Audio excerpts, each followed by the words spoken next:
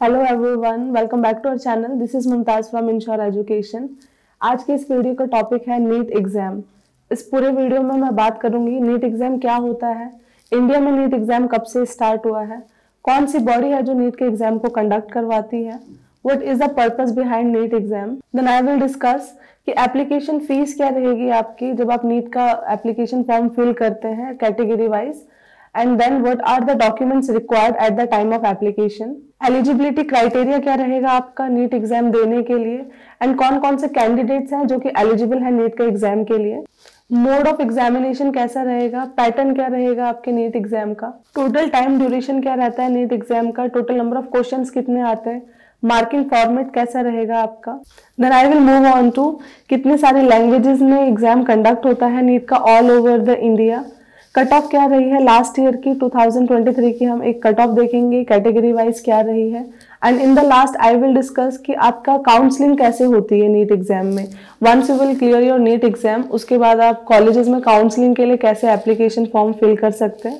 तो ये complete information आपको मिलेगी नीट एग्जाम के बारे में। So make sure you watch the complete video without skipping and do not forget to subscribe our channel.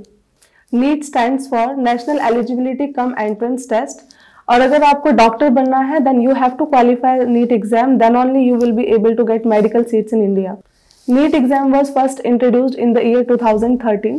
2013 से पहले AIPMT था, all India pre medical test, and different states अपने exam conduct करवाती थी। For example Rajasthan में RPMT होता था।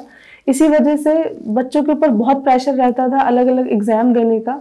Then in the year 2013 CBSE ने क्या करा, AIPMT और जितने भी स्टेट के एग्जाम थे उन सबको रिप्लेस करके नीट का एग्जाम ऑर्गेनाइज करवाया, सो दैट यूनिफॉर्मिटी आए एग्जाम में और बच्चों के ऊपर से एक प्रेशर खत्म हो and one exam for all की स्कीम आए।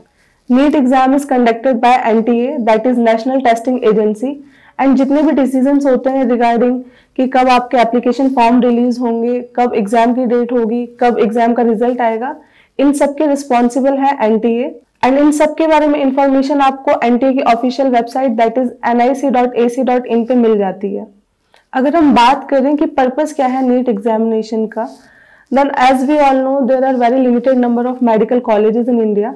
अगर हम गवर्नमेंट कॉलेज की सीट्स एंड प्राइवेट कॉलेजेस की सीट्स को कंबाइन भी कर दें, देन ऑन एन एवरेज हमारे पास जो कंप्लीट सीट्स का जो फिगर आता है दैट इज अराउंड 1 लाख। और अगर हम लास्ट ईयर के एप्लीकेशंस देखें तो more than 20 lakh students have apply for NEET examination. तो इसमें एक बहुत ह्यूज कॉम्पिटिशन है बच्चों के बीच में और सीट्स बहुत कम है।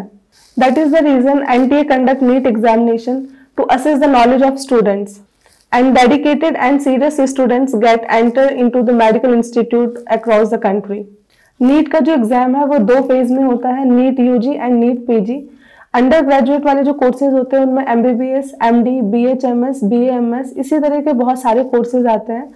और जब आपका UG का कोर्स कंप्लीट हो जाता है देन PG के लिए आपका नीट PG होता है, जिसमें आप MS एंड MD के लिए अप्लाई करते हैं। एप्लीकेशन फीस का जो क्राइटेरिया रहेगा 2024 में वो इस तरीके से है कि जो बच्चे जनरल कैटेगरी में आते हैं उनकी फीस रहेगी 1700, EWS एंड OBC वालों के लिए है 1600। EWS में वो बच्चे आते हैं जो कि इकोनॉमिकल वीकर सेक्शन से बिलोंग करते हैं, and SC, ST and physically handicapped वालों की जो फीस रहेगी वो रहेगी 1000 रुपीज। जब आप नीट का एप्लीकेशन फॉर्म फिल करेंगे तो उस टाइम पे जो जो डॉक्यूमेंट्स आपको रिक्वायर्ड होंगे वो रहेंगे आपके पासपोर्ट साइज फोटो, कैंडिडेट का सिग्नेचर होना चाहिए, पोस्ट कार्ड साइज फोटो होनी चाहिए, left and right thumb impression चाहिए, कैटेगरी की सर्टिफिकेट चाहिए कि आप OBC से बिलोंग करते हैं, SC से, ST से, जो भी आपकी कैटेगरी है उस कैटेगरी को मेंशन करता हुआ एक सर्टिफिकेट चाहिए, 10th और 12th की आपकी मार्कशीट होनी चाहिए, गवर्नमेंट आइडेंटिटी प्रूफ होना चाहिए जैसे कि आधार कार्ड हो गया, वोटर ID कार्ड हो गया या फिर पासपोर्ट हो गया, एंड इन द एंड आपके पास आपका सिटीजनशिप सर्टिफिकेट होना चाहिए। अगर आप NRI, OCI हैं तो उसके लिए आपको अपना सर्टिफिकेट दिखाना पड़ेगा। So this is the complete list of documents जो कि आपके पास होनी चाहिए नीट का एप्लीकेशन फॉर्म फिल करते हुए। नीट एग्जाम देने के लिए आपका जो एलिजिबिलिटी क्राइटेरिया रहेगा वो ये है कि at the time of application आपकी जो एज होगी दैट मस्ट बी 17 ईयर्स और more than that. 12th standard में आपके पास फिजिक्स, केमिस्ट्री, बायोलॉजी या फिर biotechnology as a major subject या फिर एज एन एडिशनल सब्जेक्ट होना कंपलसरी है। along with English should be there, and 12th class में जो आपकी मिनिमम परसेंटेज रहेगी that should be 50% और more than that. अगर आप इन दोनों पॉइंट्स को फुलफिल करते हैं देन आप अपना नीट का एप्लीकेशन फॉर्म फिल करके नीट का एग्जाम दे सकते हैं. इफ आई टॉक अबाउट कि कौन कौन से बच्चे हैं जो नीट का एग्जाम दे सकते हैं, then all the Indian citizens, NRI card holders, OCI card holders and foreign candidates can give NEET examination. NRI stands for non-resident of India. ऐसे कैंडिडेट्स जो कि इंडिया से बाहर रहते हैं बट उनके पास सिटीजनशिप इंडिया की है, चाहे वो किसी भी रीजन से इंडिया से बाहर रह रहे हो, या तो वर्क के पर्पज से या फिर वो स्टडी के लिए बाहर गए हों या फिर XYZ एनी रीजन की वजह से, तो वो भी अपना नीट का एग्जाम दे सकते हैं. And OCI stands for overseas citizens of India. ऐसे सिटीजन जिनकी इंडियन सिटीजनशिप टर्मिनेट हो चुकी है, उनके पास किसी और कंट्री की सिटीजनशिप है, but they are also eligible to give NEET exam. But the only point required is कि एग्जाम देने के टाइम उनकी एज 17 होनी चाहिए और उनके 12th स्टैंडर्ड में 50% से ज्यादा होनी चाहिए. देन जितने भी कैंडिडेट्स मैंने मेंशन करे हैं वो सब भी नीट का एग्जाम दे सकते हैं इंडिया में. If I talk about mode of examination and pattern of exam, तो जो मोड रहता है एग्जाम का वो है ऑफलाइन मोड में आपका एग्जाम होगा. एंड MCQ टाइप आपके क्वेश्चंस आते हैं, दैट इज ऑब्जेक्टिव पेपर आपका होता है. मल्टीपल चॉइस क्वेश्चंस आपको मिलते हैं. एक क्वेश्चन के आपको 4 ऑप्शन मिलेंगे एंड उन चारों में से आपको सही ऑप्शन को अपने OMR सीट पे मेंशन करना है. नीट एग्जाम में आपके 3 सब्जेक्ट्स होते हैं, physics, chemistry and biology. And biology को ऐसे डिवाइड करा है कि आधे क्वेश्चन आपके बॉटनी के रहते हैं, आधे क्वेश्चन आपके जूलॉजी के रहते हैं. फिजिक्स के 45 क्वेश्चंस आएंगे, केमिस्ट्री के भी 45 क्वेश्चंस आएंगे एंड जूलॉजी के 45 एंड बॉटनी के 45. तो इन टोटल जो आपके क्वेश्चंस हो जाएंगे वो होंगे 180 क्वेश्चंस.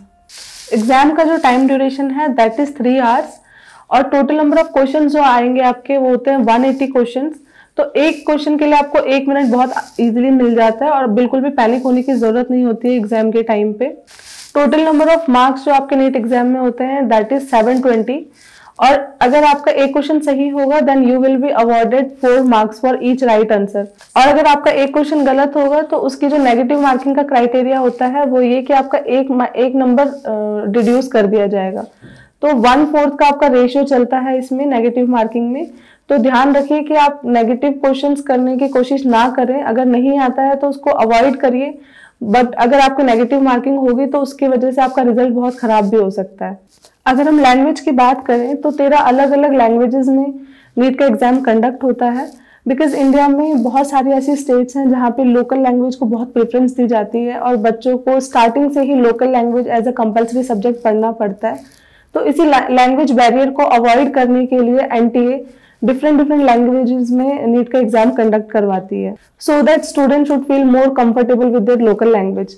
बट एक चीज का यहाँ पे ध्यान रखिए कि आप किसी भी लोकल लैंग्वेज में भी एग्जाम दे लो चाहे, बट आपका जो मेडिकल का जो एजुकेशन होगी from your 1st year till your 6th year वो कम्प्लीटली इंग्लिश मीडियम में ही होती है. एंड जो 13 लैंग्वेजेस NTA ने मेंशन की हैं कि जिसमें नीट का जो क्वेश्चन पेपर है वो रिलीज होता है, that is English, Hindi, Assamese, Bengali, Tamil, Telugu, Punjabi, Gujarati, Malayalam, Kannada, Marathi, Urdu and Odia.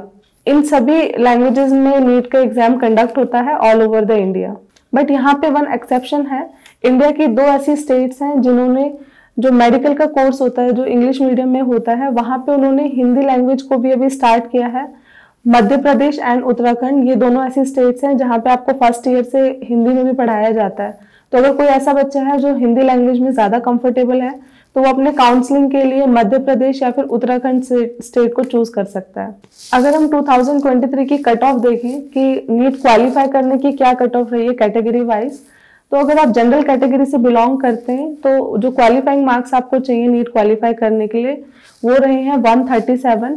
और अगर आप SC ST और OBC से बिलोंग करते हैं तो 107 से लेके 136 के भी बीच में जिनके मार्क्स हैं उन सभी का नीट एग्जाम क्वालिफाई हुआ है.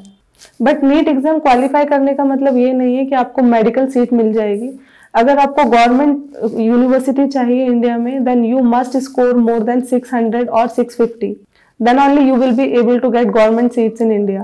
And if you are dreaming for AIIMS, like AIIMS Delhi में अगर आपको एडमिशन चाहिए तो आपको जो स्कोर करना पड़ेगा that is around 710 out of 720, तभी वो पॉसिबल हो पाएगा। तो बहुत ज्यादा कंपटीशन है, इसलिए तैयारी अच्छे से करिए ताकि आपको आपका डिजायर्ड कॉलेज मिल जाए।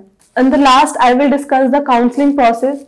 Once you will clear your NEET exam और आपके अच्छे नंबर आ गए नीट एग्जाम में, देन उसके बाद क्या करना होता है, किसी भी यूनिवर्सिटी में एडमिशन लेने के लिए उस पहले काउंसलिंग करवानी पड़ती है। और नीट की जो काउंसलिंग होती है वो 3 राउंड में होती है। फर्स्ट स्टेप में आपको रजिस्ट्रेशन करवाना पड़ेगा अपना। सेकेंड स्टेप में आप कॉलेज चूज करेंगे कि किस कॉलेज में आपको पढ़ना है और कौन सा कोर्स पढ़ना है। आपको MBBS करना है, BDS करना है, BHMS करना है, या फिर आपके जितने भी मार्क्स हैं उसके अकॉर्डिंग आपको कौन सा कोर्स मिल सकता है, वो कोर्स आपको सेलेक्ट करना होगा। एंड थर्ड स्टेप में आप कॉलेज लॉक करते हैं। So these are the 3 steps जिनमें काउंसलिंग कंप्लीट होती है नीट की। और जो फीस होती है काउंसलिंग के लिए, अगर आप जनरल कैटेगरी से बिलोंग कर रहे हैं तो आपको 1000 रुपीज पे करनी पड़ती है पर यूनिवर्सिटी को, जहां जहां भी आपको काउंसलिंग करवानी है। और SC ST और OBC के लिए जो फीस होती है दैट इज 500। और ये जो फीस होती है नॉन रिफंडेबल होती है। Once you will pay the university fees, अगर आपको कॉलेज मिलता भी है और नहीं भी मिलता है तो आपकी फीस रिफंड नहीं होगी। तो this is the complete information about NEET examination and every point related to it. अगर इस पूरे वीडियो में कोई भी ऐसा पॉइंट है जो मिस रह गया हो या फिर आपको जानना हो मुझसे, तो आप कमेंट सेक्शन में मुझसे पूछ सकते हैं। I will give you complete information on that as well. If you want any more information regarding MBBS in India or MBBS in abroad, you can visit our website, that is www.insureeducation.com, or you can contact me at the given number. Thank you for watching my video.